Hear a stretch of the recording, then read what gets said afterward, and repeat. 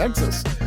Welcome. Thank you for watching the show. Today I've got a bunch of stuff I want to talk about. Like I said, first off, thanks to Nathan and Ben especially, who gave the show their treatment last week.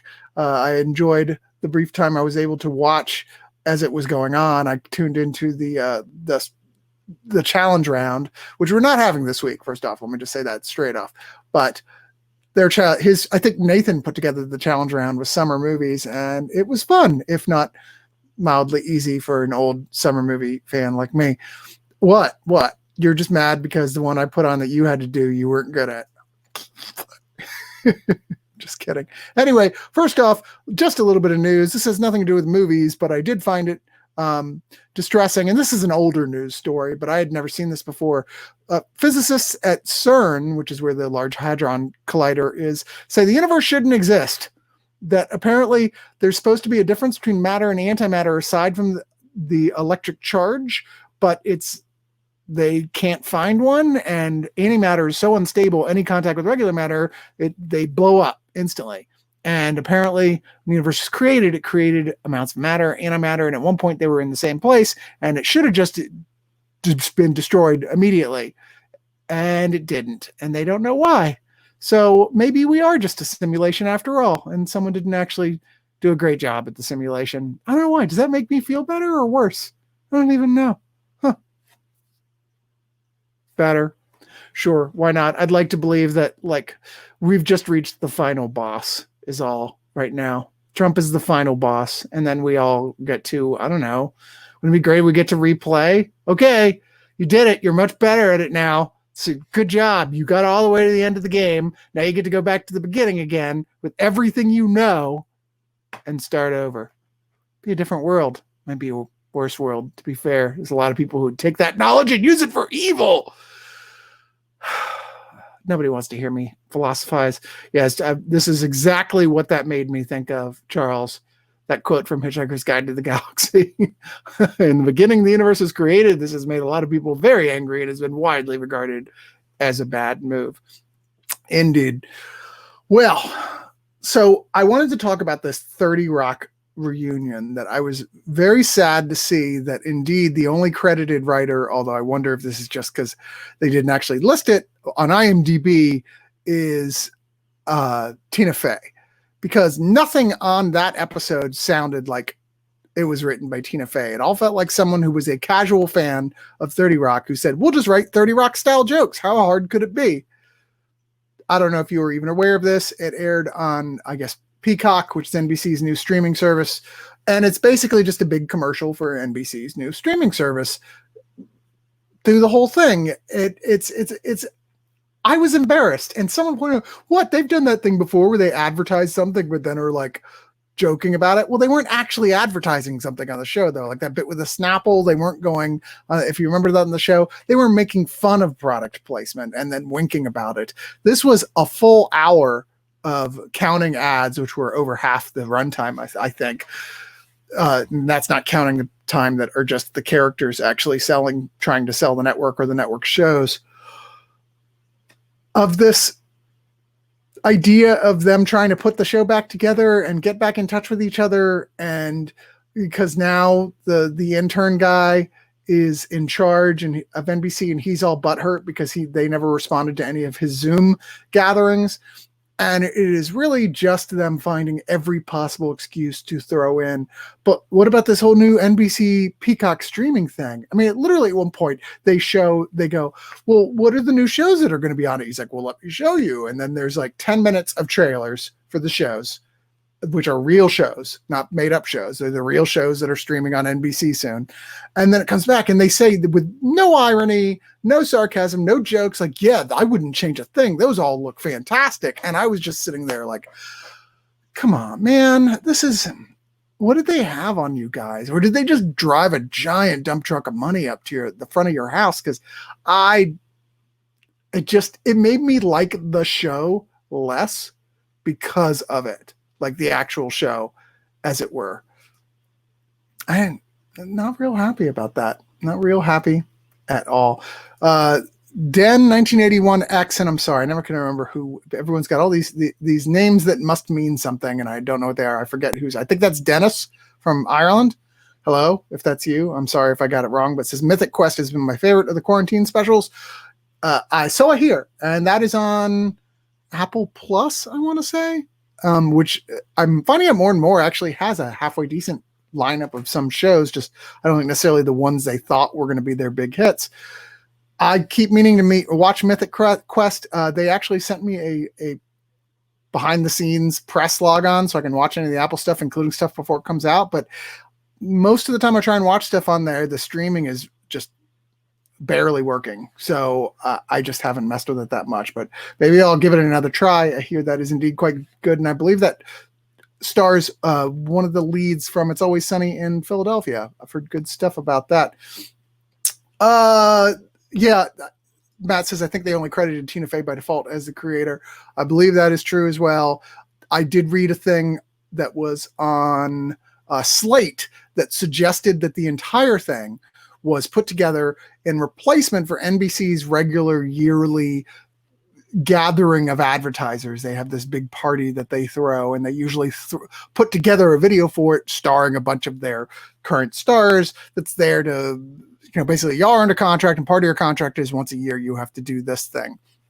And because there was no physical gathering, they did this and decided to make it public, and everything about this felt like something that was designed to be shown at a gathering for advertisers. It was not at all. Nothing about it made it feel like it was fit for public consumption, quite frankly. And what I'm getting is that it was put together by the writers who usually put together that advertising show. So that would kind of explain why I did not care for it, actually.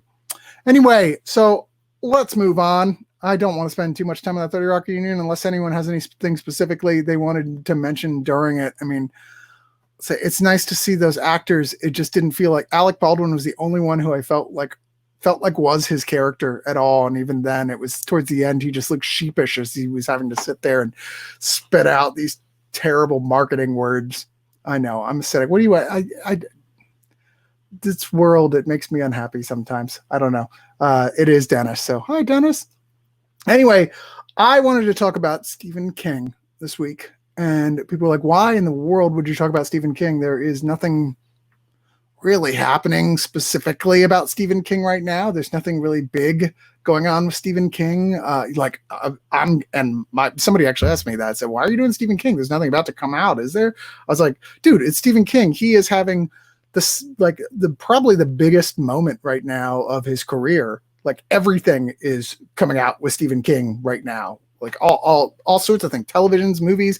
Like, if you go and look up like a list of upcoming stuff adapting Stephen King works, it's like huge. And we will talk about some of that. But the reason why I actually had an interest, a lot of you guys know, a very good friend of mine, contributor to One of Us and co-host on Deliberations of Doom podcast, our horror podcast we used to do, Patience Robinson Campos, passed away a while back, and her husband Carlos, a lovely guy, had to leave town real quickly if he wanted to basically do it for free. His dad had offered to help him but could only do it during a certain window of time, and it was kind of immediately, so he wanted to go back to his hometown and be with family. Totally understandable. He wouldn't want to keep living in the same house. They packed up his house in a hurry, but it meant they weren't able to pack everything in, and I was contacted to say, hey, would you mind grabbing all the books that were there? So I did, and wow, Patience, no surprise, had a lot of books. She was really into horror, also not a big surprise, and she had a shit ton of Stephen King. Now, I have not read a Stephen King book. Wow, I don't even know the last Stephen King book I actually read, but it was quite some time ago. I did listen to the audiobook for Cell, which I thought was and I listened to the audiobook for The Dark Tower in the 90s but the friend in question, Brian Brushwood, who does all those shows with our old friend Jason Murphy, he was like, oh, you're going to love it. It's so good. It is so good. And I did not care for it. It's like, this is not good. But I've discovered since that maybe audiobooks, I just don't get into them as much as I do into just reading it. So maybe I should go back and give the Dark Tower series another try someday. Anyway, upshot is I'm getting off topic here. That I have stacks of Stephen King books up to relatively recent, including a bunch of hardbacks, all sorts of stuff, things that I have not read over the last 25 years that he's put out, which is a lot because the man just physically cannot stop writing. Like, I wonder Does he have like one hand outside the shower when he's like just on a typewriter? I don't know how he has the time. I mean, I've been trying to write a lot more myself lately. I've been trying to get in writing at least a little bit every day, and it's hard to get more than a page out. It really is. And that guy must be getting 30 pages a day. I swear to God. Anyway, so he has all this stuff, and I was like, fuck it. I haven't read Stephen King in a long time. I'm gonna sit down with some of the new stuff and read it. And I've been very happy about the decision to do that, because Stephen King has always been a great storyteller. I mean, obviously there are some people who've been distressingly snobby about his writing, and myself included, to be fair, at points in the past, which is not fair at all, because there's no reason to. He's not a bad writer at all. He's a storyteller. He's not somebody, I mean, we're not talking about somebody you would compare with the Twilight novels or something. This is not that. He's a very good writer who is not trying to be something more than what exactly he wants to be, which is to tell good stories. Like, not every Stephen King books aren't always about something bigger, and that's fine. Sometimes it's just about a really good story, and he does indeed most of the time spin a really good yarn. I'm not looking at you, Tommy Knockers. I'm not, because you are not a good book. I think that may have been the one that made me rage quit Stephen King. But anyway, so I wanted to bring up some of the books that I have in fact read from him recently that I recommend and thought were good. Wow, look, I even have them with me here. So this is one I was like, okay, Joyland, what is that? Well, Joyland, despite the pulp novel cover, which is from Hard Case Crime, this was like this deal where they re-release classic pulp crime fiction as well as new stuff, who are trying to write in the style of classic pulp fiction. So this was King experimenting with that, even though I didn't really think it felt like classic pulp fiction at all. But it is a solid story, really enjoyable, only faintly supernatural. It's supernatural around the edges with this college student, Devin Jones. He takes a summer job at this old amusement park that Eden Story's like, okay, so it didn't last that much longer after I worked there, like maybe another few years. But it's a summer job. He's trying to forget his girlfriend who cheated on him with another guy off at her college.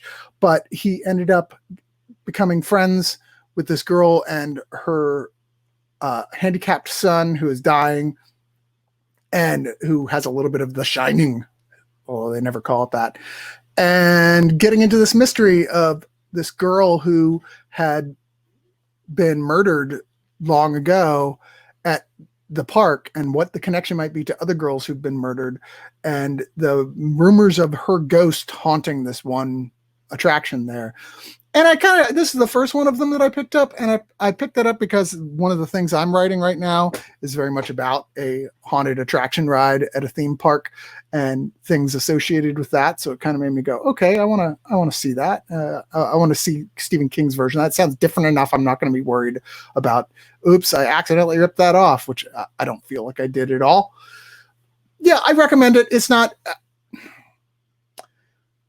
how do I say? It's not the most memorable Stephen King, but it is one of his. It's a simple little story that is almost a novella that has some really great characters in it, really memorable characters and their relationships with each other, which I think is something King's always been good at. In fact, it's being adapted into a series on Freeform, a miniseries. I assume. I couldn't find but so much information on that one, but I will say I really did enjoy that quite a bit. Going in order of ones I read, let me actually, the only one there was one of these that didn't have the cover, and I didn't want to just bring up the blank book here, so I'll just switch screens here for a second. All right, let's see. There we go. I meant to get out of here, other things. Insomnia. Insomnia is a huge, distressingly huge tome that I was a little nervous about starting. It was one of the ones from the mid-90s. I'd always heard stuff from, oh my God, it's a must read, to, yeah, I mean, it goes on a bit too long. At its worst, in the last 100 pages or so, it basically becomes a preview for the Dark Tower continuation for because I think at this point he hadn't actually released volume 2 yet. I mean, obviously volume 1 even when it, like, I had an early edition of Carrie, and it said other books by the author, and the only thing it had listed was the Dark Tower, which had not actually been published, but he had not had any success in getting it published, apparently.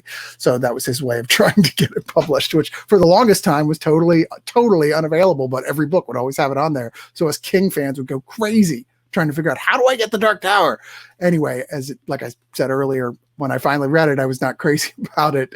But this the last 100 pages kind of goes into this whole, everything ties into the Dark Tower. This is introducing a lot of these elements and say, this is all part of the Dark Tower, like mythology and supernatural stuff. Okay.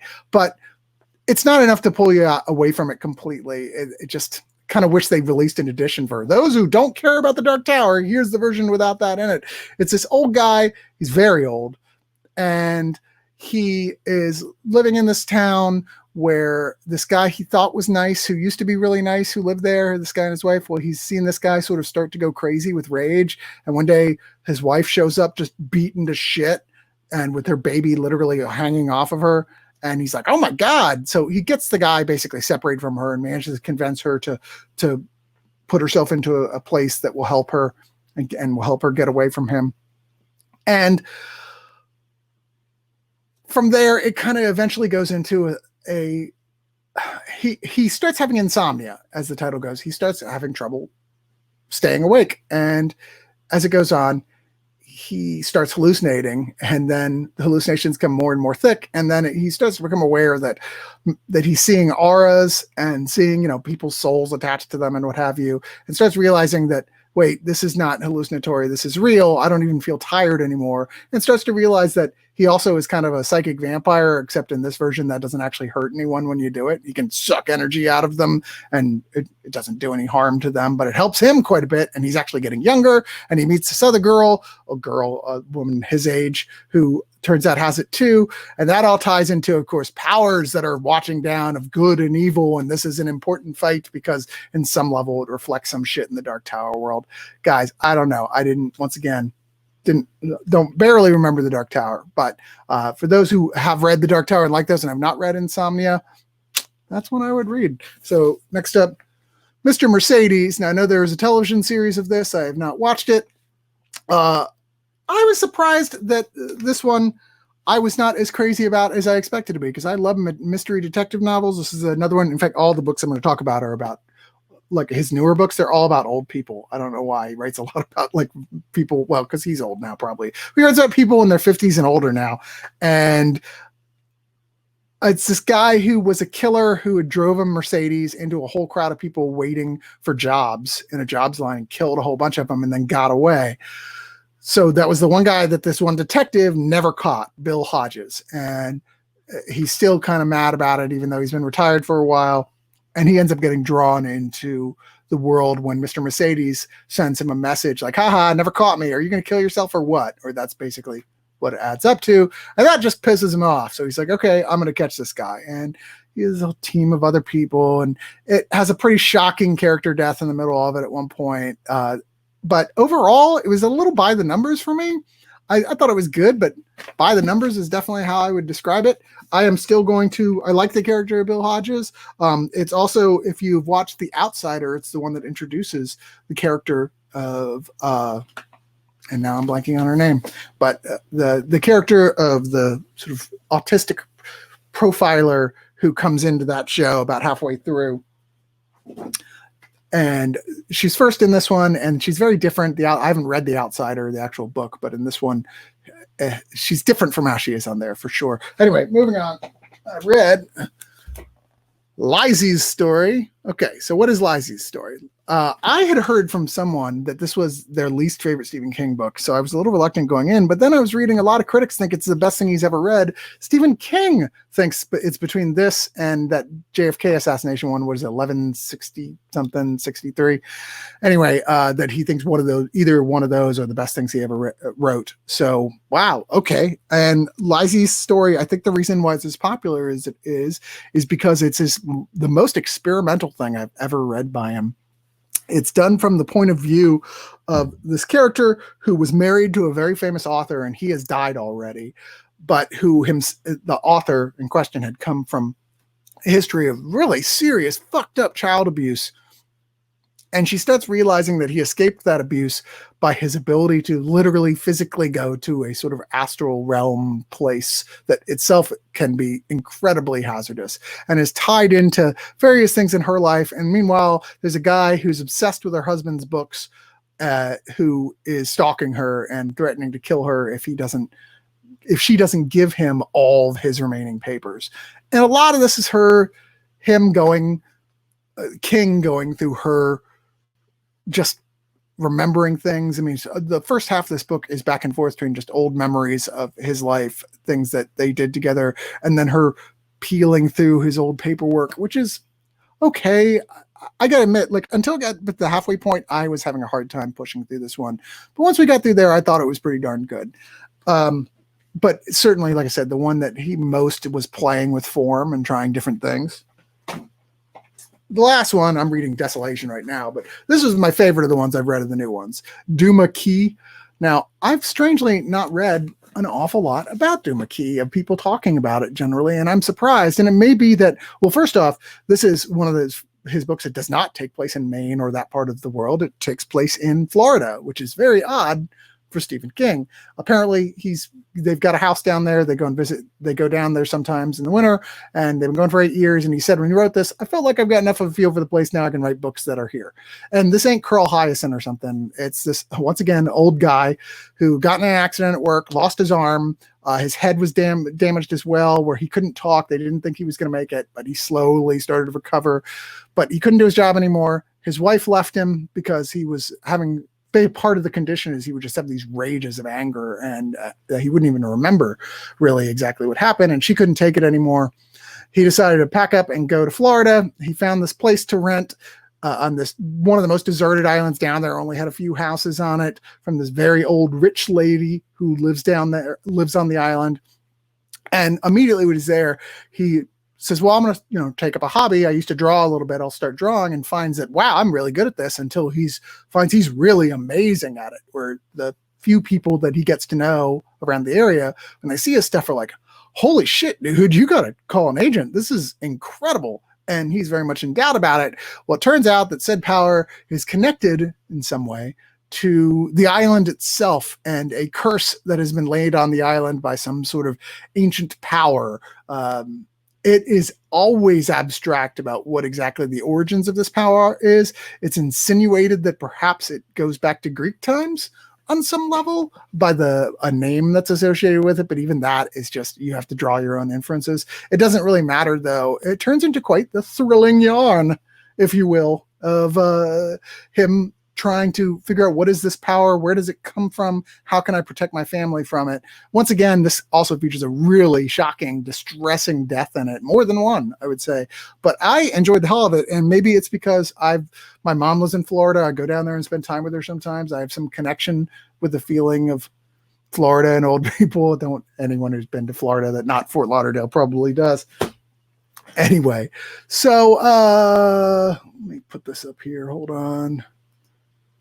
So that is my StreamYard address. If anybody wants to get on here and talk Stephen King with me for the next half hour or so, and you've got a working webcam, which I assume most people do, then I guess you got to just write that down manually there. I can also, if you want, let's do this. I will copy it and paste it into the comments as well. So if you see it on Facebook or Twitch, it might be easier to highlight it and copy it and then put it into your browser. If you're interested in joining us here and talking with me about Stephen King stuff, well, I'd be glad to have you on here. The exception are people who were already on last week. We've heard enough from you, you lousy crumb bums. No, next time.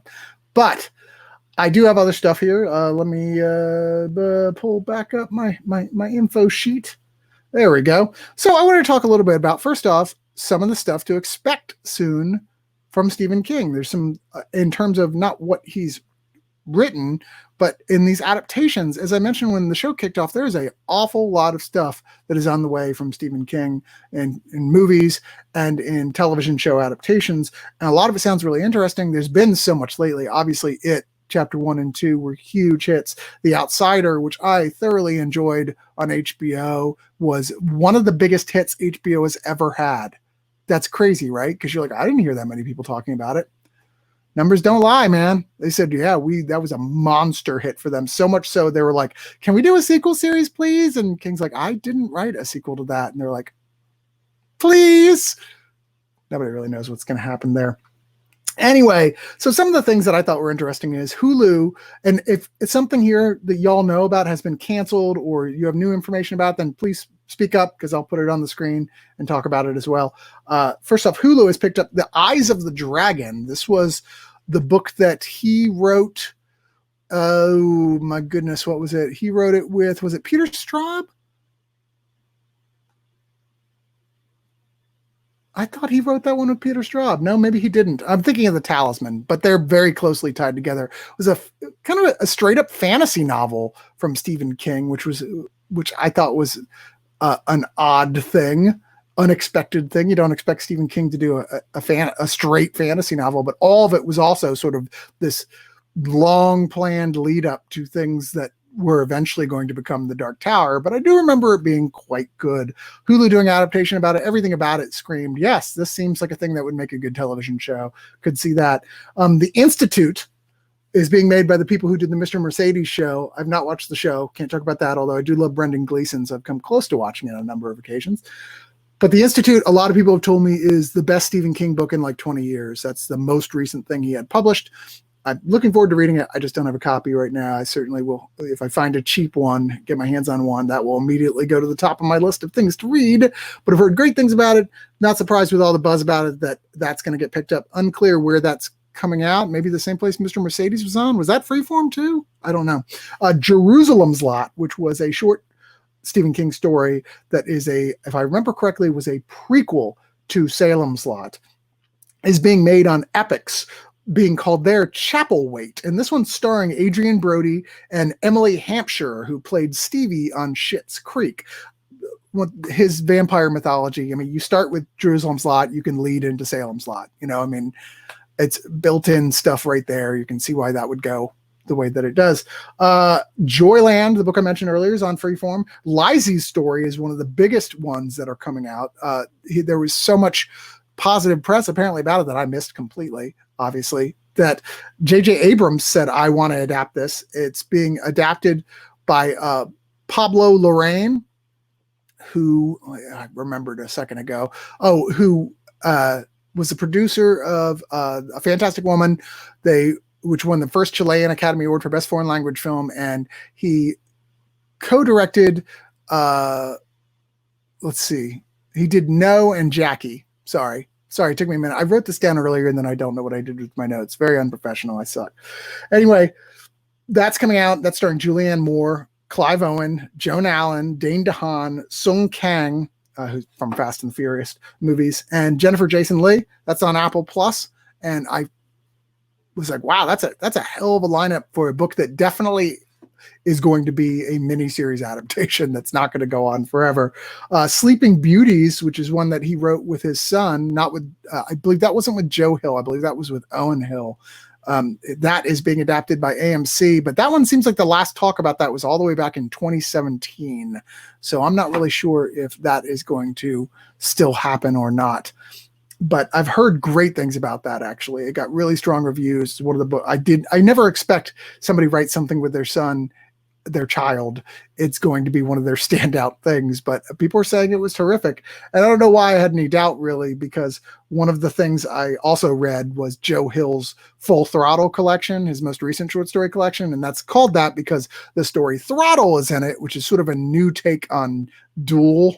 If you've ever seen Duel, the old Steven Spielberg movie, I believe like the first or second Steven Spielberg movie, about a guy being chased by a mysterious truck in the desert. Here it's like a group of bikers are being chased by this unstoppable Mack truck in the desert.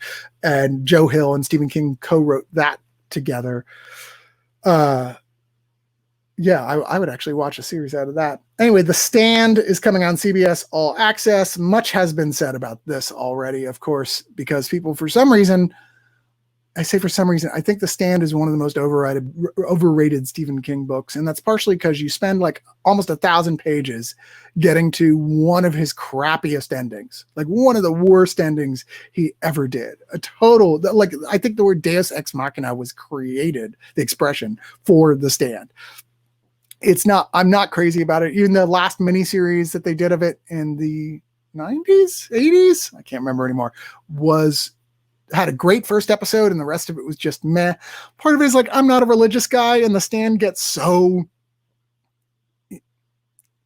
not biblical per se, although that does get into it, but it's obviously when he's thinking more about the Dark Tower still, but he has more of a sort of biblical idea of good and evil on some level. And I don't know, it just did not work for me. Maybe this version will be a lot better. James Marsden plays Stu Redman. Amber Heard, who I feel sorry for the creators of Stan, because looks like her career is going down in flames right now for good reasons. Nadine Cross, Greg Kinnear is Glenn Bateman, Odessa Young is Franny Goldsmith, Henry Zaga as Nick Andros, Whoopi Goldberg is Mother Abigail. It's odd casting, but obviously I can see it. This also stars Owen Teague, Marilyn Manson, Alexander Skarsgård, Nat Wolff, Catherine McNamara, Hamish Linklater, Heather Graham, and a bunch of other people. Okay, that's cool. So, Nathan, did you hear me say nobody from last week? He's like, I swear to God, this guy. All right. That's fine, Nathan. You can come on. It's okay. You can come on. No, don't be like that. Look at him. He's all sheepish now and trying to eat his sandwich. I timed it just right. His delicious sandwich that he got from where? Diaz Market, where I'm currently working. Oh, you got a job. I got a job. Congratulations. Gracias, amigo. Let me finish my list here real quick. The last one was Overlook, which is the one of this whole list I'm most excited about. That is the HBO Max spin-off of The Shining, which is like other people who've stayed at the Overlook as sort of an anthology show. I'm like, ooh, I'm into that. Yeah, and HBO Max, so they're going to spend some money. True. But howdy. Oh, hi, guys. Nice to meet everybody. How are you? Is that CJ? No, my name's Brandon. Nice to meet everybody, though. Sorry. Hi, Brandon. Welcome. I have no names on here. No, that's weird. I don't know why that didn't show up. Maybe it's because of my banner. Let me see. No, that wouldn't have helped me either. No, I see it now. Yeah. Oh, there it is. Okay. So David F. Sandberg would be. Or sorry, I was just totally thinking about Overlook. So. Oh yeah, no, I know. I'm excited for that. What do you guys think about Castle Rock? Castle Rock, it's a nice little mixture. It's such a mixture of things. I was actually surprised on how it kind of came through. It feels kind of a little bit messy because it's got so many different themes coming at one time. Yeah, it's trying to cram an awful lot into each season, and I thought the first season it felt like that was planned as more seasons. And they were like, nope, it's got to fit into one season. And so consequently, the last 4 episodes or so, I had no fucking clue what was going on. I'm watching it going, I'll wait for Nathan to finish crumpling his thing. I thought I turned it off. I thought I had it on mute. No, I'm sorry. It's all right. God damn it. But the last 4 episodes, I'm like, I'm watching this. I'm like, wait, what the fuck is happening? No clue. And at the end, I was like, okay, I guess. But then season 2, I thought was quite good, which gets into the younger version of Kathy Bates' character from Misery. And I really enjoyed it up until the point where it started bringing in that stuff from the first season, which didn't ruin it, but it was kind of like, like Insomnia, the book, where I was like, okay, stop. I don't care about that other thing. Go back to this other thing that's important. Yeah, exactly. I'm liking what you're doing. I haven't watched any Castle Rock at all. I just came here. Yeah, I didn't watch no basis because the first season kind of didn't really grab me that much. It didn't help that it was on Hulu, so I had to go through all those commercials all the time.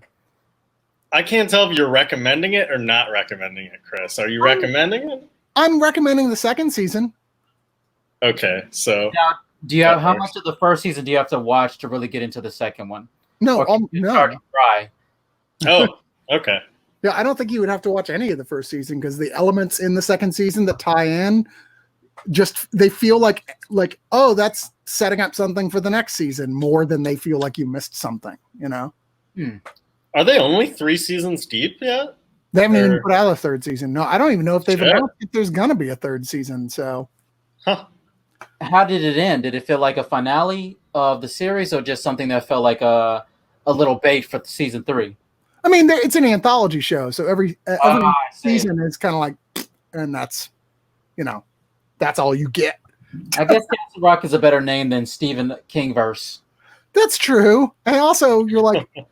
What you're gonna run out of? There's only so many Castle Rock stories. I'm like, you know, a lot of this shit takes place in like Derry, right? It's all in one place. Like Derry's like another hour that way, right? You're like, oh, Castle Rock special edition next door. Now, did they dip into not Stranger Things? Fucking Needful Stand Things? By Me, the body. I think they actually do. I think they mention elements of it in the first season, but like I said, there's like it's a lot of like spot the Easter egg. The show, Yeah, I figured. You know, where you're like, oh, that character was from that. Oh, that thing they just mentioned offhand, that was from that, and that's fine. There's a lot of it. It's more bothersome in the first season than it is in the second. You know, and that like. And that's that. Oh, you recognize that? You know, more of that. The second season is more like, let's just tell this damn story. So does anybody have Shudder? I do. Okay, so Dean 1981X. I'm sorry, Chris. This is your show. Can we reference people's comments or no? Sure. Yeah. Oh, okay. This is actually curious myself. They were asking how Creepshow is on Shudder.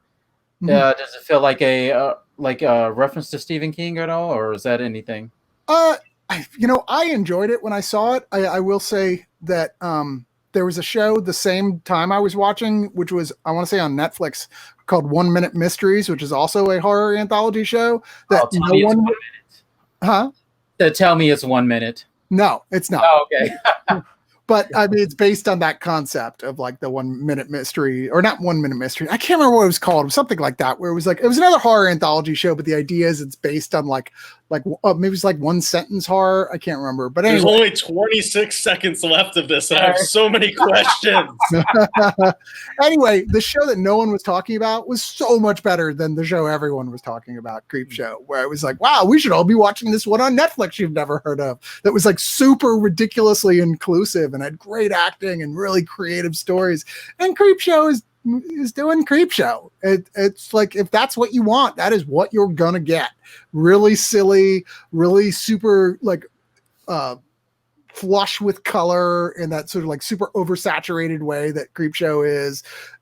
Very comic booky. It's fun at points, and at other points it's not fun. Your results may vary. I thought it was okay, but it does a lot of practical work, which is awesome. It's not surprised since Greg Nicotero is running it. It was basically the guy who got handed the torch of like, you are now the practical effects master from Tom Savini. And so it's filled with really impressive special effects. Nice. I only watched a few episodes and I really liked it. I don't know. It just felt like more of the same Creepshow shit. Yeah, I mean, like, if that's your thing, then great, man, you'll like it. And I think it's okay. It's one of those you watch if you're really into anthology horror and you like that style of anthology horror. Sure, it's good, but it's nothing I would go, guys, stop everything. Have you watched Creepshow? I wouldn't do that. Not even with a horror guy. I wouldn't go like, dude, if you haven't seen that, you fucked up. I'd still say Channel Zero is the best of the horror anthology shows that have come out, even though that's cheating because every season is a single story, but they're like 6-episode seasons. I still have to watch that. I hear it's really fucking good. Hey, it's tremendously good. The second season is like one of the best things to come on TV, and I don't even know how long. You know, so good. But I like that surreal horror, if you will. You want to talk about some of the previous Stephen King adaptations? We talked about Castle Rock. We talked about Creepshow. Have y'all seen Mr. Mercedes? No, so I guess if I had any questions, I would say before you were saying that they were going to make an anthology of people who have lived in the hotel from The Shining. Yes, that would be called Overlook on HBO Max. But has that been given a release date? I don't believe it has, and that has largely to do with, of course, everything was shut down for a while. I know they were well into, at the very least, pre-production. I want to say they had actually gone into production, but I just don't know for sure. There's not a lot of news about it out there. The newest news story I found was from April, where they said it's happening. It's from J.J. Abrams' production company. It's going to be on HBO Max, and that is literally all we know about it. I don't know. It feels I feel like it came out at the wrong time. I wish that it came out years ago. Before what was that Netflix show about the family in the hotel in the like house on Haunted Hill or something? Oh yeah, Haunting of Hill House. Yeah. Yeah. I feel like that feels like if there was any kind of Stephen King with a bunch of ghosts trapped in the house tormenting people, I feel like that was the ultimate one. At least that would. Yeah. I agree with you. What's the name of the director who did that? Who did Dr. Sleep? It's killing me. Mike Flanagan. Mike Flanagan. He would be the person to get behind Overlook, but I mean, the dude's probably working on like 8 different projects that are all seized production. Half of them are Stephen King. Right? Yeah. What'd you say? I said Mike Flanagan's doing the 2nd season, isn't he? Is he still? I think they got somebody different. No. That's still Mike Flanagan. It's his show, but it's not a sequel to that show. Right. It's going to be like a different whole. It's a whole title, right? Whole title. Yeah, it's a whole. I mean, they're basically saying it is a sequel show, but only in the sense of anthologies. Like they've insinuated that there might be references to, or even a character might show up from the other show, but it's less tied together than Castle Rock is. Oh, if you will, you know, The Haunting of Bly Manor, I guess. Exactly. But he's also got another Netflix series that's also based on a haunted house that's coming out as well. So like, wow, dude. And I forget which one it is, but he is definitely adapting into a movie. One of the he's doing Revival, which I've heard is the darkest Stephen King book ever written. Like apparently the ending is like give up all hope, everyone dies. It's horrible. But I heard it's great. So he's the guy to do Stephen King right now. Like dude just kills it. He does. You are right. Flanagan's been killing it. And watch his earlier films if you haven't. They're really good. Hush on Netflix is terrific with like a woman that's being haunted by a stalker trying to break into her house and kill her. Right. She can't talk, right? Yep. And Ouija Origin of Evil is surprisingly fucking pretty great. Surprisingly pretty fucking great. What'd you say? That was a sequel, right? So, prequel, but yeah. Oh, it's a prequel, but I've heard it was much better than the original, right? It's so much better than the original. And he did Oculus, which some people don't like, and I've never figured out why. I think Oculus is a lot of fun. I like it. I don't like it as much as his others. Fair. And then he did Absentia, which was his first film. I saw that at Fantastic Fest in 2011, which is a cool sort of one of those horrors where there's a soft spot between universes and the other universe is dark and you don't want to go there. One of those things. And then he did an adaptation of arguably my second least favorite Stephen King book, Gerald's Game, that ended up being, I think, in the top 5 of Stephen King adaptations ever made. It's great if you take off the last 3 minutes. Matt Mustin says Hill House Season 2 is Turn of the Screw. That is, in fact, accurate. Yep. But it will be as much an adaptation of Turn of the Screw as the first season was an adaptation of its source material, which is to say, it kind of is.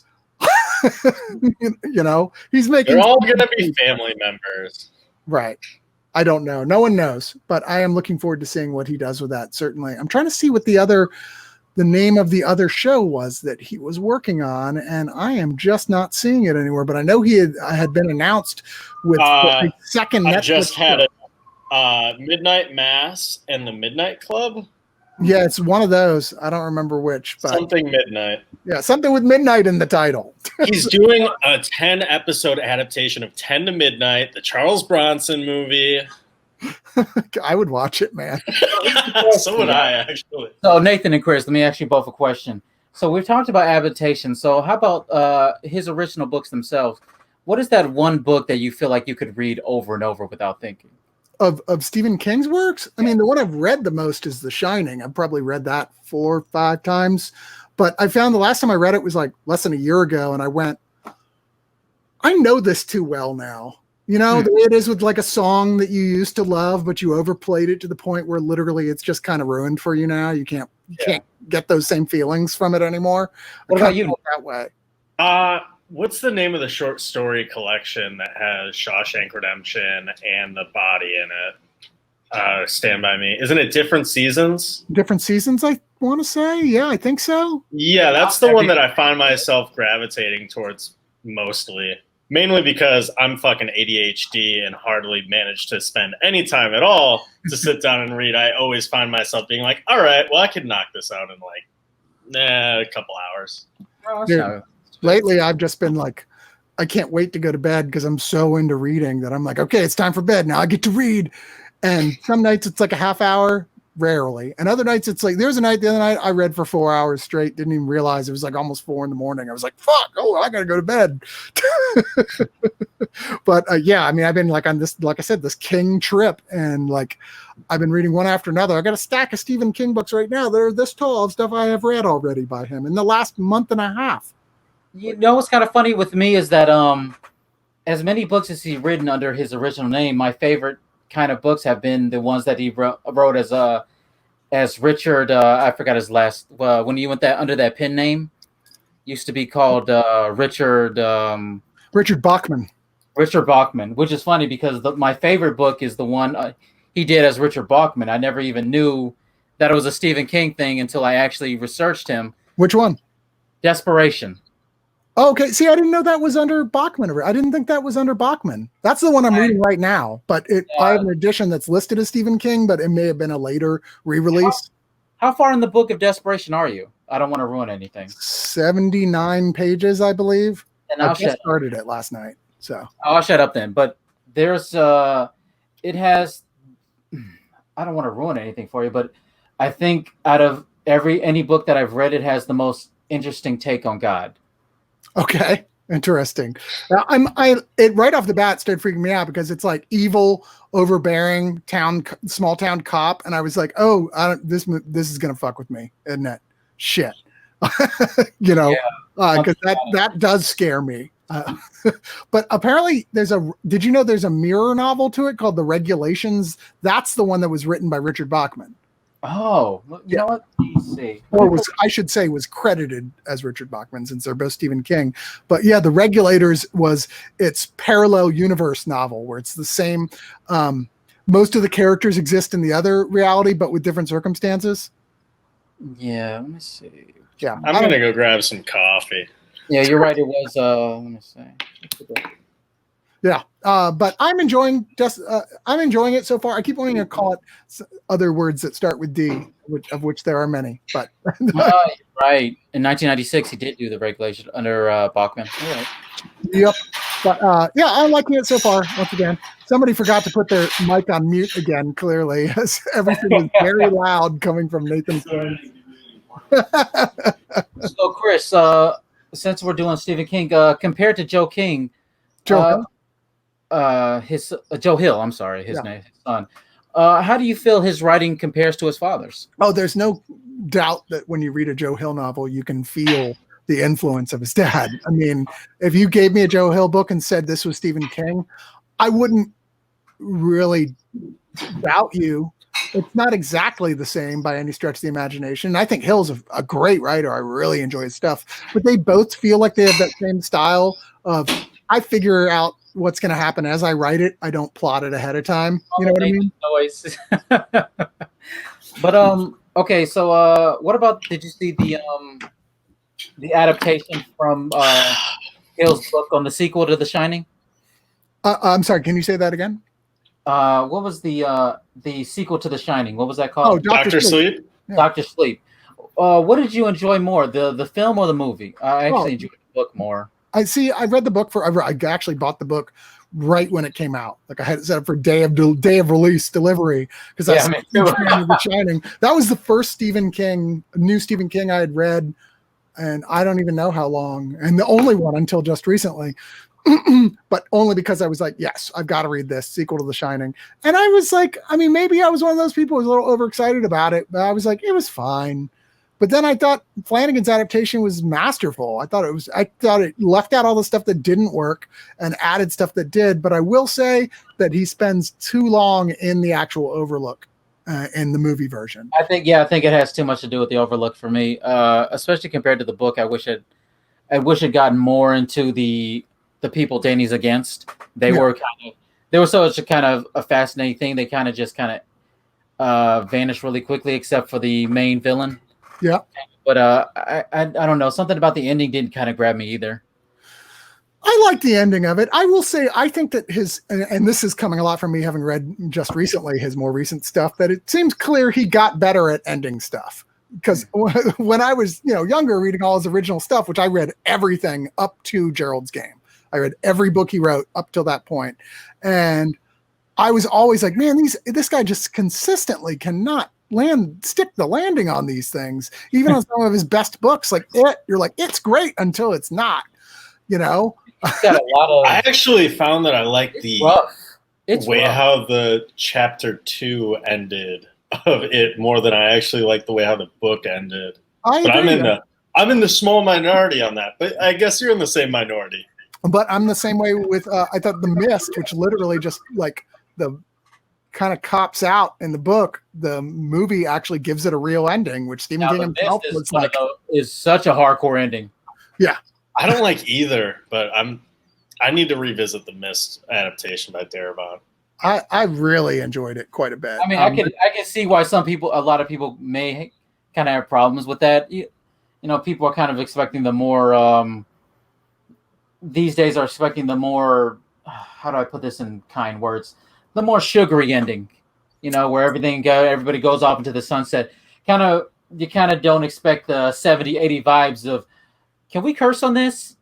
Yes, you can fucking curse. Everybody's fucked, like the Thing type ending where it's like it's over. See, I love that shit. I just feel like I need to give it another pass. Also, Dennis says in the comments that he likes the adaptation of Joe Hill's Horns, which I fucking love. Isn't Daniel Radcliffe plays the guy with the horns? Yeah, Daniel Radcliffe doing his accent like he's Aaron Paul trying to mask British accent. I want to know about these horns. That was good. Yeah, bitch. I have not read Horns. I saw the movie, thought it was quite good.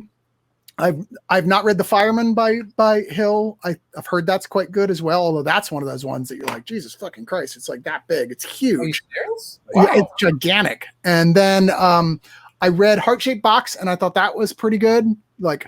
And I read Nosferatu, and I thought that was pretty good. But so far, outside of his comic, I haven't read anything by Hill that I thought was like, okay, this is as good as your father's best stuff, But I do think he's really good and getting better as he goes.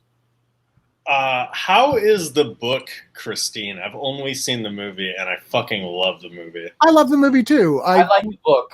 Yeah, I like the book too. I find a lot of the really weak movies from the 70s and 80s. The books are great, for a lot of those. You know what? Let me shut up because I forget that I'm beginning to remember how much I actually like a lot of the visual stuff in Christine, from a visual FX standpoint was just amazing. Like when Artie stands in front of the car and says, "Let's go," and the car just reforms. I was just hearing about how they did it is just fucking genius. Yeah. And that soundtrack is so great. It's John Carpenter, baby. And I saw him in concert in Chicago, and he'd end all of his shows by doing Christine, and he'd be like, "Be careful driving home if you're drunk. Be careful because Christine is out there." And then which is his way of going like, if you're gonna drive drunk, do it carefully. Don't drive. I remember he did a portion. A much darker ending in Christine. Yeah, the book is good. Cujo's book is good, and I thought that movie is kind of weak. Cujo's book. I remember it being all right. The book is pretty good, but the book you have to read after you read The Dead Zone, which a lot of people think is actually King's best book. The Dead Zone is a great fucking book. It's a great fucking movie. I was about to say the ice is gonna break. But the Cujo is actually a kind of sequel to The Dead Zone in the books because the dog is possessed by the spirit of the serial killer from The Dead Zone. In the books. Yeah. I don't know, man. That sounds like a fucking stretch. It's Stephen King. What is this? I mean, with, turtles from space and everything else, it's just like, really? Oh, no, man. I'd rather just have rabies. That just makes more sense.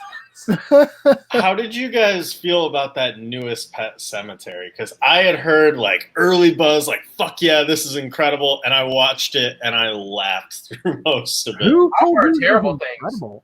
Oh shit! It was just like I saw it opening day because I was just like, you know what? Fuck it. I'm not doing anything today. I'll go see this. People are telling me it's great, and it was just so not. Who told you that? We didn't tell you that. I know that. I know. I saw like early reviews, and I was like, okay. Trailers. It just. I didn't like John Lithgow as the guy who plays. Neither did I. The guy. I mean, nobody does the line. It's. What is the line? It's better to stay dead or something. Yeah, some things are better off dead. Yeah, something like that. Yeah, but it's funny because Lithgow sounded like the perfect casting for that job, right? This really accented, really exaggerated character, like main redneck character. You're like, yeah, Lithgow's going to tear that shit up, and then he refuses to do anything. He's like, it's like someone's got a gun on him from off screen. Like, read the line. He never feels like he's into it at all. He refuses to even, it feels like he didn't even create a character for it at all. And he's known for all these character tics and stuff. I mean, I'm like, just go back and redo your scenes as John Big Booty, come on. For me, it's just like, as much as a little girl is scary, watching, something so tiny being so deadly kind of freaks me out. So for me in the original, just watching this little kid kill people, including his mom, is just. Yep. Also, has to kill a baby. He has to stab this baby, and it's just like, this is. I'll say this: I have never thought Pet Sematary was one of the top Stephen King books, the way a lot of other people do. I remember reading it when it came out and going, "It's fine. It's got parts that are good, but it also didn't really know how to end it." I thought the movie was terrible. The original film, I hated that movie. I was like, "This is not scary at all." The baby is like. It just was ridiculous to me. It didn't connect with me. And then the remake, I'm like, okay, well, let's see what they do. And I'll be like, this is passable. But then I like the way they changed the ending. I was like, oh, I like this ending better. Yeah, I didn't mind the ending in it. I found all the character decisions to be fucking laughable. Like, I know it's already written to be, a little bit hammy, at least in all the adaptations that I've seen and what I remember of the book. But fucking... when you ask, like, oh, how far does this property stretch out? He's like, farther than anyone needs to go. It's like, okay, well, I'm not taking this house. And you also did not answer my question. I mean, no matter when you're talking about the movies or the book, there's that big stretch of the imagination where it's like, wait, hold on a second. This kid, man, the young one or the small one, is that far away, and there's these giant trucks. You don't see that? It's just like, what? Dude, I've lived in a neighborhood. Let's live here with our two tiny kids. I've lived in a neighborhood with an HOA association, and I don't know if y'all ever have or not, but you don't mow your lawn for more than 2 weeks, they'll send you a possible eviction notice. And you're telling me there's nothing you can do about like giant Mack trucks doing 80 miles an hour down your They were all doing 80 throughout the entire fucking movie. The sound as trucks. I mean, but the worst part, no matter what the adaptation book you're talking about, it's the father-in-law fighting with the father at the funeral of the baby. It's like, really? Yeah. Just this, and then they knock the thing over. It's like, wait, what? What? It was. I'm not the world's biggest Jason Clarke fan from the beginning. People, they've been casting him in everything, and I'm like, every time, I'm like, you're not a Chappaquiddick guy. I'm just kidding. I like every time. Actually, I did like Chappaquiddick. That's the one thing I'll be like, I actually liked him in that. I haven't seen it. I just had a friend like start a story by being like, I got really high last night and I watched Chappaquiddick, and I'm not a Get High movie. Not a Get High movie. I was just like, I don't want to hear the rest of this story because the first sentence is all I need to hear. But Pet Sematary, it was lousy casting. It was just okay directed. The one thing I'll say about it good is that, like I said, I really liked the change they made in the events that happen that start basically at the top of the third act when they're like, and now things happen differently. And I'm like, that was cool. I'm glad you did that. But I have a lot of people tell me that's the moment they stopped liking the movie. Oh, really? Yeah, that they liked it before that. I was like, wow, I was bored out of my mind before that. Did y'all see 11/22/63 on Hulu? No, but everybody tells me it's great. I need to watch that. Is that the time travel one or no? Yeah, the one with James Franco, where it's produced by J.J. Abrams, and the idea is that his longtime friend, played by Chris Cooper, basically admits that yes, I do have time travel, but it only goes to one place, one exact time, and I've been trying my whole life to go back there and stop JFK from being assassinated, but every time I go, I fuck it up and don't do it right. And the problem is too, if you come back, then it resets.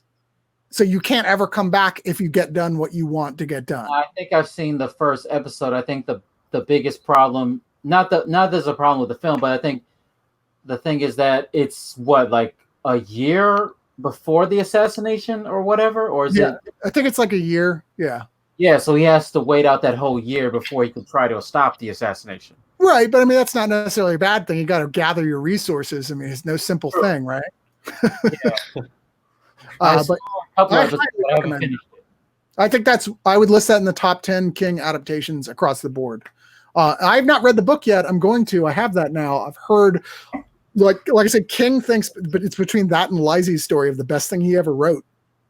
Oh wow! Yeah. I mean, honestly, those are all good adaptations, but nobody can top The Dark Half with Timothy Hutton. You were holding on to that one, man. I saw that. I'm sorry, I saw that as a kid on Sci-Fi Channel. So for me, it's like, wait, this is an actual Stephen King novel? You know, it's like when you watch it as a kid, and then you grow up in your 20s, and you're like, wait, this is written by somebody? How did you guys feel about In the Tall Grass? I'm looking at all the adaptation lists. It was good until it wasn't. It was really good until it wasn't. I was enjoying it, but I thought it definitely felt like a short story that was expanded out farther than it should have been, which is another story that was co-written with Joe Hill. Yeah. I think what kept me going with it was how over the fucking top Patrick Wilson was. Like, he was Nicolas Caging that last half. I think it fit it. Sometimes King stuff, if you're going from real world to not real world to, there's some evil force, it takes it takes longer for that to work than a movie can often pull off. I feel like is part of the problem. Why I think a lot of his stuff translates better into television series because it's a lot to swallow in a short period of time. Yeah, Marco brings up a good one. I forgot. The Langoliers. Oh, I have not seen that. Yeah. I read that. Sorry. It was a miniseries. It stars the guy from Perfect Strangers, the guy who plays the weird cousin. It is so fucking weird. I remember when they were showing it when I was a kid. And, you know, when you're a kid who has to go to elementary school, it's hard as hell to watch a 2-point series. Dude, I'll tell you, I remember liking the miniseries, but, I mean, it's been quite a while since it came out in 1995. But it's directed by the guy who did the criminally underrated sequel to Psycho 2, which is... Oh, Psycho 2 is fucking great! Yeah, it's really good. And then he did the first entry in Child's Play. What's the name of that director? Tom Holland? Yeah. That was him? He also did one of the So Bad I Can't Believe I'm Liking It film that came out in 2017 called Rock, Paper, Scissors. It's one of those movies that you were telling me to watch that when I was we were programming our Weird Wednesdays with me and Alex, and you were like, Rock, Paper, Scissors. Yep. It's his question to Marco. Do you guys think the Langoliers could be remade? I don't know. It's probably cut out a lot of fat on that. I mean, the Langoliers the 2-part series had a lot of fat. Could you do it as a movie though? I mean, you could. The first half would have obviously, kind of like the first third would have to be them in the mystery. Second half would kind of be like, oh wait, time's being eaten by whatever the fuck, and then the third would have to be escaping. But yeah, I mean, I like the concept a lot, and it actually reminds me of a Joe Lansdale thing called The Drive-In, which there's a series of books in that series, which is really cool with all these people who are in a drive-in when suddenly, as near as they can tell, the world ended and they're the only people left. But they can't get out of the drive-in. So months go by and years go by, and they're all trying to survive off what was there at the drive-in, and it's really good. Do they age, or is it that they're they age? But I'll say, addressing Marco saying I dug the tall grass, but it was good until it wasn't. Describes most of King's output. I would agree with you with a lot of his stuff up until a certain point. But it's funny. I found myself going a deep dive with like King interviews and stuff and reviews. They're all saying the same thing that I was finding from reading these new books. Wow, he got better. He was always a good storyteller. He just didn't know how to get to the endings in a way that worked. Like, I mean, doing that much cocaine, maybe that point somebody would be like, maybe you should stop. Well, that period when he was really coked up produced a whole series of some of his worst novels, that's for sure. But or when one he of the best movies ever made, Max. And one of the best. But I think you dig the classic Maximum Overdrive, which but the stuff I've been reading that came out like after like 97, 98, going into the 2000s is, I'm like, wow, this is really good stuff. I can't believe how much better he got as a writer, and reading all these other people going, wow, he really did. There's this point you can see that he went from just a good storyteller to genuinely a good writer. And I highly recommend checking some of that stuff out. I've been loving what I've been reading. Duma Key is the one that really blew me away. Have you guys heard about that one script that's been sitting on the blacklist called Maximum King? Maximum King? I'd never even heard of that. It's basically about Stephen King directing Maximum Overdrive, and it goes deep into his fucking coke addiction in ways that, like, I was like, where the fuck did Chris go? Sorry, I hit the wrong button. It's okay. It was peaceful for a few moments. But anyways, no, apparently they just will not get this thing made because they're like, hey, do you want to get sued by Stephen King? Because that's how you get sued by Stephen King. I mean, honestly, besides the spectacular deaths, I mean, the rest of it is kind of, What, the AC/DC? I'm just kidding. That didn't even work for Iron Man 2. Look, Maximum Overdrive is not in any way, on paper, a good movie, but it is a really, really fun, awesome to watch movie. Sometimes shit is just like that. I don't know what to tell you. Your results are going to vary, and if you hate AC/DC, you're probably not going to like Maximum Overdrive because I just remember kids getting run over by a steamroller. Yeah, I was about to say, who was the director who Stephen King showed that and got him to vomit? I can't remember who it was. It was like somebody who is a famous horror director of some sort. I think maybe Toby Hooper. I'm going to find this out. Could be. I just rewatched that not that long ago, and I'm like, this is still fun. It's still bad. I saw an article. Bad, but it's fun bad. Dude, it's Emilio Estevez. What can I tell you? That was his career. That's the movies he made. I saw this article the other day shitting on Free Jack, calling it maybe the worst movie ever made. I'm like, I was like, you need to stop writing and film right now. Because that movie is terrible, I'll give you, but it's terrible in the best way. I have to watch that while getting high, honestly. Oh, yeah. Watching that, it was George Romero. Sorry. I watched that as a kid. It was just like, I don't know what the fuck is happening. Dude, Mick Jagger is the bad guy. Come on, that movie is awesomely terrible. I love it. Renee Russo, God bless. I'm glad she made better movies after that. Oh man, it's true. It is very true. What about Judgment Night, guys? Oh damn! Are we going through an Emilio Estevez? Man, I don't know. Welcome to the Emilio Estevez show, where we cover all 8 Emilio Estevez movies. We kind of enjoy it. Oh man, I did rewatch Judgment Night on Amazon Prime. It was like, wow, it's kind of fun. It's so fun, and there's a lot of it I didn't remember because I remember seeing it the first. It's one of those you saw it as a kid and it was just like, this is okay. Then you saw it again as an adult. It's like, there's something kind of scary about Dennis Leary, like doing his stand-up, but also like drowning a guy. You know what I hate? I hate when I get this in my shoes. Yeah, it's just like, ooh, that's frightening. But I know you're just trying to get people to buy the new album.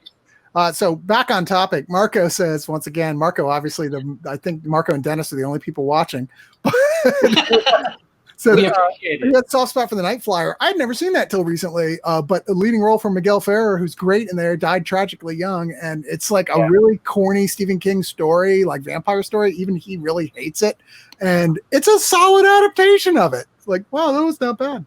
Yeah, I'm not drawing a blank on Night Flyer. What's the synopsis? It's like like vampires in an airport, if I remember correctly. I don't know. It's been a while since I saw it. We reviewed it for Deliberations of Doom, and it's based on a short story. So, like, my memories are less than perfect. But yeah, 1988 short story of the same name.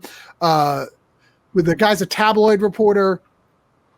He hears about a murder that took place in a local small airfield that's done by a flyer, like who owns his own plane, who imagines he's a vampire. He's registered under the name of Dwight Renfield, and he's like, oh, I'm going to show up there and try and see if I can find this guy. But more murders start happening, and he's like, okay, I'm going to do this. And then, of course, it turns out the dude in question is an actual vampire. Oh, wow. Yeah. How did you guys feel about 1408? That's always been one of my favorites that I feel doesn't get enough praise. Are we talking about the novel or the adaptation? The adaptation. Yeah. I can't remember. I like the adaptation.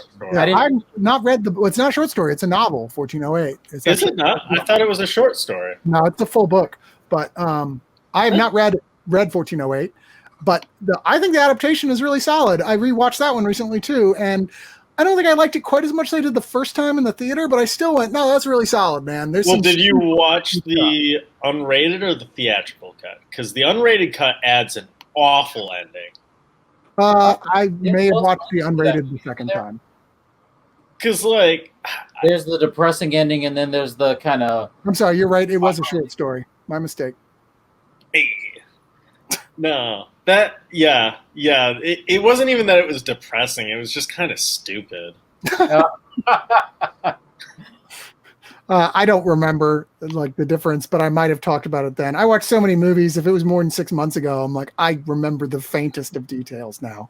We're getting ready to review this movie Impetigore for the site, which is a Indonesian horror film by this director who did a movie to much celebration called Satan's Slaves. Ooh, that's a good one. Which is a prequel to a 1980s Indonesian horror film called Satan's Slave.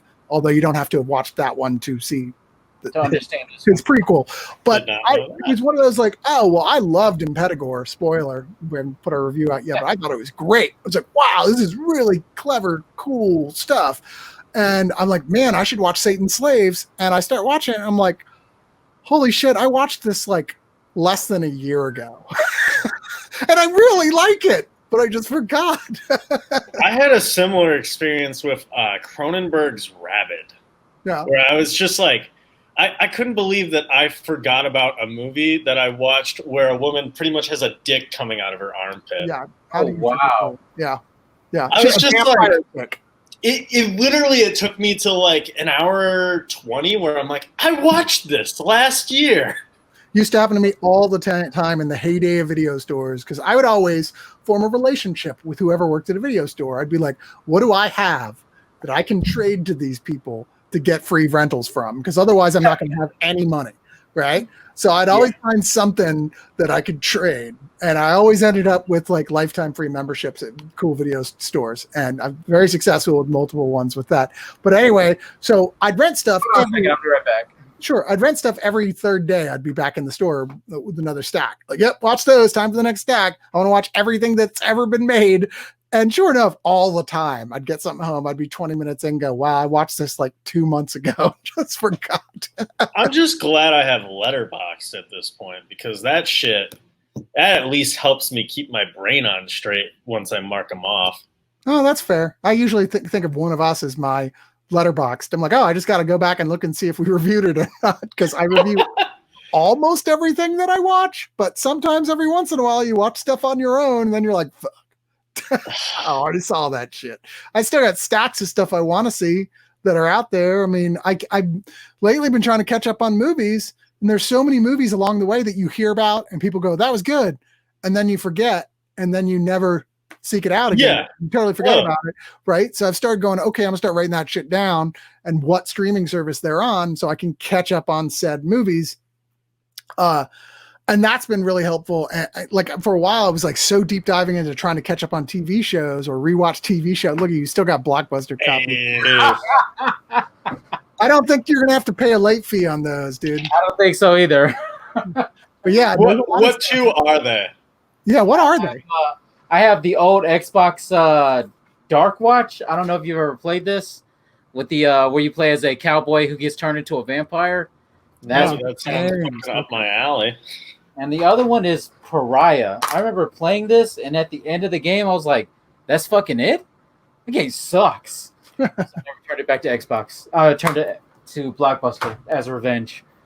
But one of the things that I did get off my list recently, I was like, oh, I watched that now. I don't have to put it on my list. Is Sweetheart on Netflix, which is really, really good, and it's a simple monster movie with this girl who her boat that she was on with her friends got capsized somehow. She has no idea what happened to them, although two of them she finds dead, washed up on the beach almost immediately, and she's stuck on this tiny island going, what do I do? This is Kiersey Clemens playing the lead role here.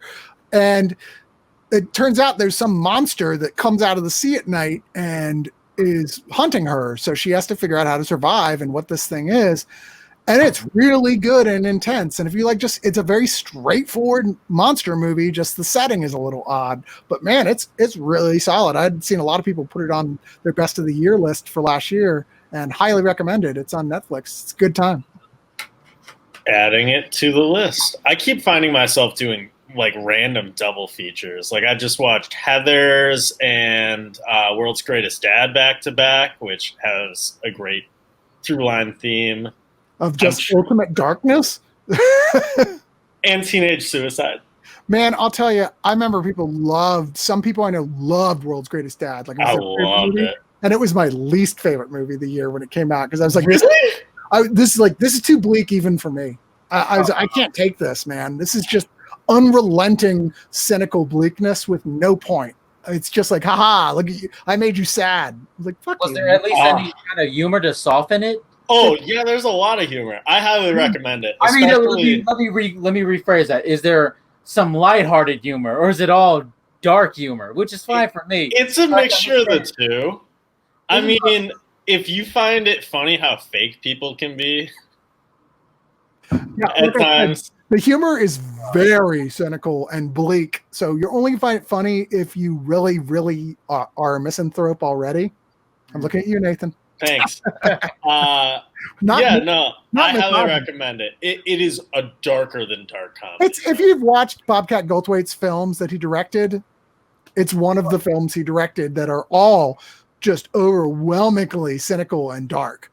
But some of them I like more than others. I thought Willow Creek was garbage, but everything else is at least watchable. It's got one of the better Robin Williams performances before his death. The 1 Hour Photo is my favorite. 1 Hour Photo for sure, but that was like 2003, right? Yeah, I mean, it was a little ways before, but it was still consider it one of the later Williams performances for sure. Anyway, guys, I got to wrap this up. We're at 1:18. Oh, wow. Nice. But thank you for joining me on the show. Thank you for watching, those people who did show up to watch.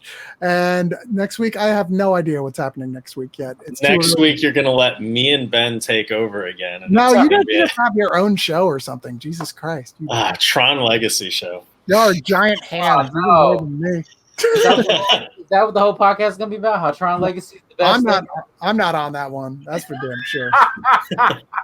I'll be in the comments just posting just pictures over and over again of the giant emoticon for a turd. One of us has just blocked Chris Cox. What? So Nathan, do you have anything to? Do you have like a podcast or a YouTube channel? Everything is all tangential projects besides one of us right now. Everything is all just shit I'm trying to get ahead on, but it's like, COVID. Yeah. What about you?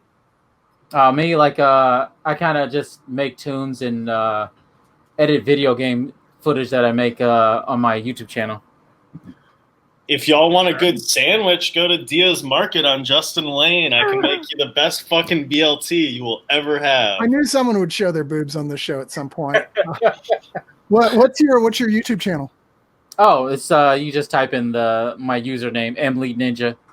Okay, cool. All right. Well, thanks everyone. And we will, like I said, be back in a week. If you have any ideas for shows of things you'd like to see us do or talk about, I keep saying I'm going to get some more special guests of my celebrity friends on here at some point. That still hasn't happened yet, but just me.